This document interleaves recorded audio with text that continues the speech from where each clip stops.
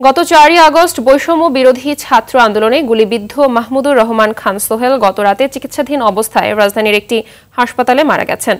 বিবেকের তাড়নায় আন্দোলনে যাচ্ছি, বেঁচে থাকলে আবার দেখা হবে, এই শেষ কথা বন্ধুকে জানিয়ে আন্দোলনে যোগ দিয়েছিলেন তিনি। বিশ্ববিদ্যালয়ের এক শিক্ষার্থীকে বাঁচাতে গিয়ে গুলি লাগে তার মাথায়। এরপর গত 5 দিন মৃত্যুর সাথে লড়াই করে মারা যান তিনি। তার মৃত্যুতে রেখে যাওয়া 3 সন্তানের ভবিষ্যৎ নিয়ে সৃষ্টি হয়েছে অনিশ্চয়তা। পরিবারের দাবি, মাহমুদুর রহমানের এই আত্মত্যাগ যেন যথাযথ সম্মান ও স্বীকৃতি পায়।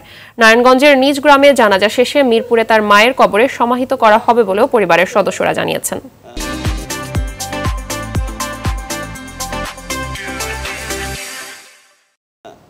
এই কথা বলার পরে বাসায় মনে হয় আর নাই আর কি।